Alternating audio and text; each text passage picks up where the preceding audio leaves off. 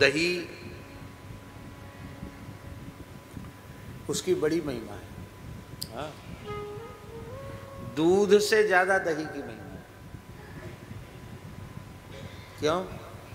दूध सबको सुलभ है, पर दही सबको सुलभ नहीं है। बोलो वृंदावन बिहारी लाल की जय।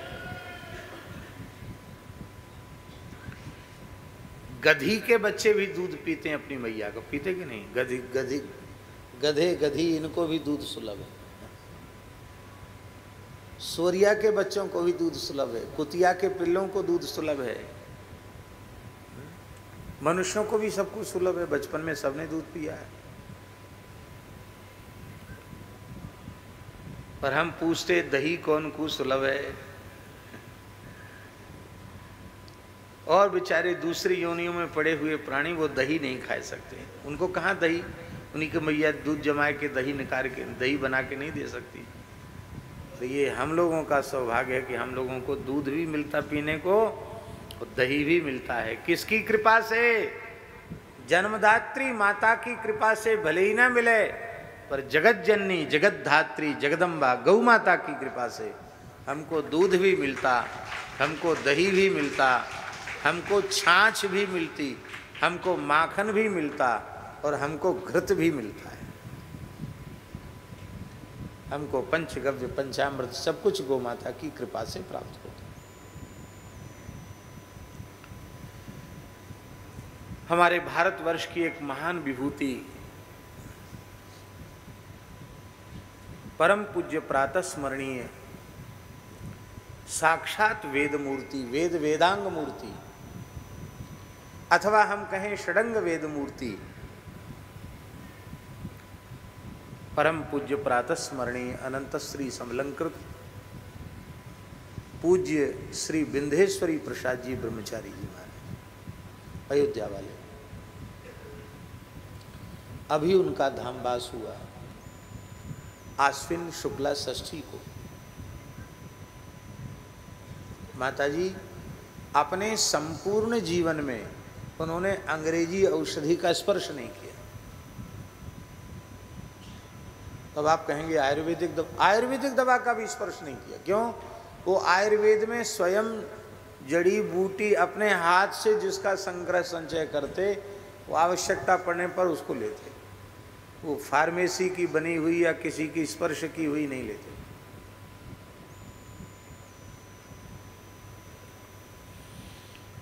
अपने संपूर्ण जीवन में पवित्र नदी और कूप, पवित्र कूप, इस कुआ, इसको छोड़ करके किसी दूसरे जल का स्पर्श ही नहीं किया।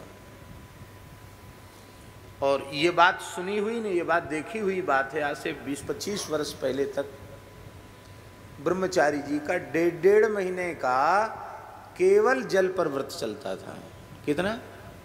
1.5-2 महीने तक जल पर। तो जल पे रहते होंगे तब पढ़ाते तो होंगे नहीं, फिर तब संध्योपासन नहीं करते होंगे, समिधा दान ये सब नहीं करते होंगे। नहीं, वो सब पूरा करते हुए पढ़ाने की निष्ठा तो ऐसी थी उनकी कि जब तक पढ़ा न दें तब तक जल पीते नहीं थे वो। अनध्याय वाले दिन भी यदि जल पीना है तो संस्कृत न पढ़ा के भले ही रामचरितमानस की कोई बात पढ़ा दें या कोई धर्मशास्त्र की बात बता दें, इसके बाद जल पीते थे। और या तो अवधी बोलते थे या संस्कृत बोलते थे, ये खड़ी हिंदी नहीं बोलते थे। कहते थे नहीं, ये तो मिली खिचड़ी भाषा है, अवधी धाम की भाषा, इसलिए उसको बोलते थे अवधी। और बाकी तो संस्कृत ही बोलते थे। छोटे छोटे बच्चे, उनके सुदामा की छोटे छोटे बच्चे, उनसे भी संस्कृत में बोलते थे। अब उनके यहाँ ऐसा वातावरण था कि बहुत छोटे छोटे 2, 2.5, 3 साल जिसको बोलना आता है वो संस्कृत बोलना सीख जाते हैं,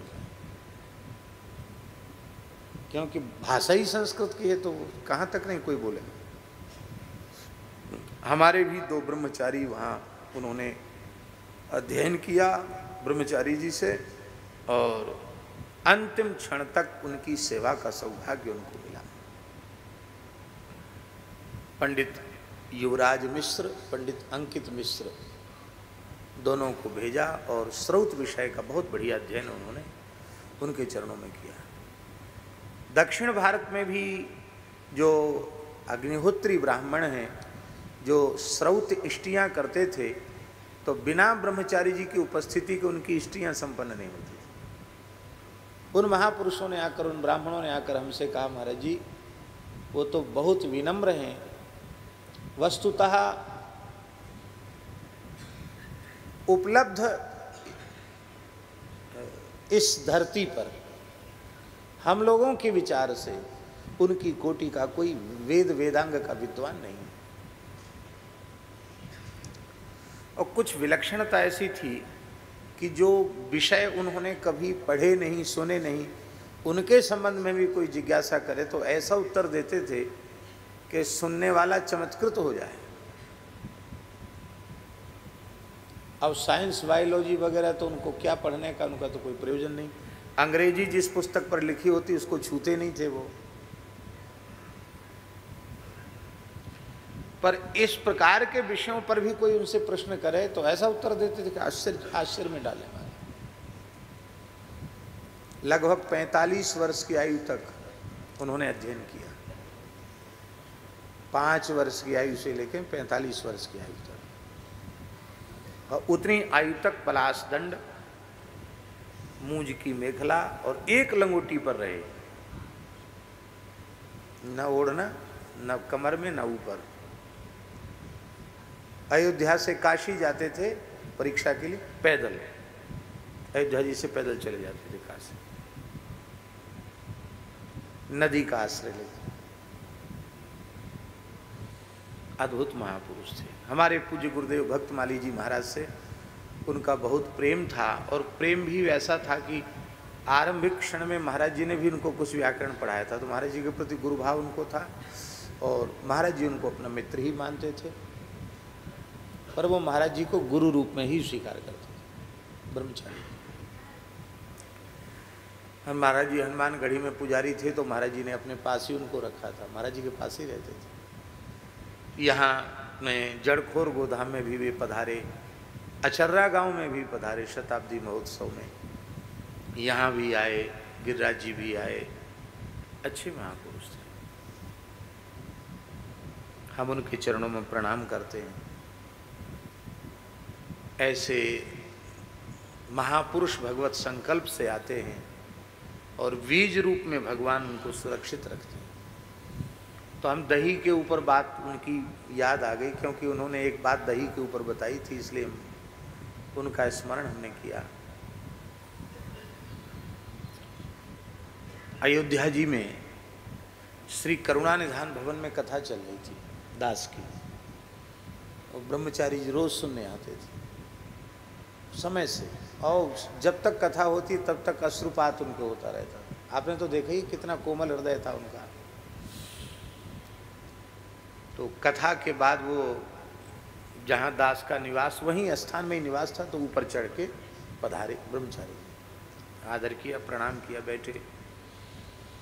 तो हमने आग्रह किया कि कुछ ग्रहण करें। अन्न तो वो लेते नहीं थे सब जगह का, क्योंकि आचार विचार वाली बात बहुत कठोर थी उनकी, उसमें किसी का बना हुआ तो कुछ लेते नहीं थे। महाराज जी का बना हुआ या हनुमानगढ़ी का, हनुमान जी के मंदिर से जो प्रसाद मिला वो ले लेते, उसमें विचार नहीं रखते थे। बाकी तो बहुत विचार था। तो हमने कहा कि ब्रह्मचारी जी फल पा लीजिए। तो संस्कृत में बोले इस समय कफ वृद्धि हो रही है और वो उससे शैत्य का प्रकोप हो जाएगा, काश और बढ़ जाएगा, श्वास भी बढ़ जाएगा, तो विपरीत प्रभाव होगा, इसलिए हम दूध नहीं लेंगे, फल नहीं लेंगे। तो हमने कहा दूध ले लें, और नहीं कफ कारक होता है, दूध भी नहीं लेंगे। तो हमने ऐसे ही कह दिया, मुंह से निकल गया। हमने कहा अब महाराज और तो कुछ फल आप लेंगे नहीं, दूध लेंगे नहीं, दही रखा है। हाँ। गृहिष्य। तो हमने कहा आपको जुकाम हो रहा है, खांसी भी हो रही है, दही से तो और खांसी होगी। तब उन्होंने ये भाव जो मैंने दिया, ये उन्होंने भाव दिया कि सुअरिया के बच्चे को दूध सुलभ है, कुतिया के बच्चे को दूध सुलभ है, गधैया के बच्चे को दूध सुलभ। ये ब्रह्मचारी जी का भाव है, सबको सुलभ है, पर दही तो मनुष्य को ही सौभाग्य से प्राप्त होता है, और वो भी गौ माता की कृपा से। इसलिए उन्होंने कहा कि दही की स्तुति के अनेकों मंत्र वेद में हैं। कई ऋचाएं उन्होंने उद्धृत की दही की स्तुति की। दही तो मनुष्य को ही सुलभ है, तो दही तो पाएंगे। चाहे बोले फिर मनुष्य जन्म मिला ना मिला, हंसकर बोले संस्कृत में, और किसी योनि में गए तो दूध तो मिलेगा, दही नहीं मिलेगा। दही मनुष्य को ही सुलभ है, दही लेंगे।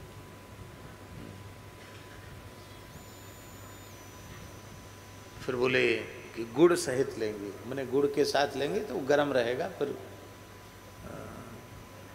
ठंडा नहीं करेगा। बोलो भक्तवत्सल भगवान की जय।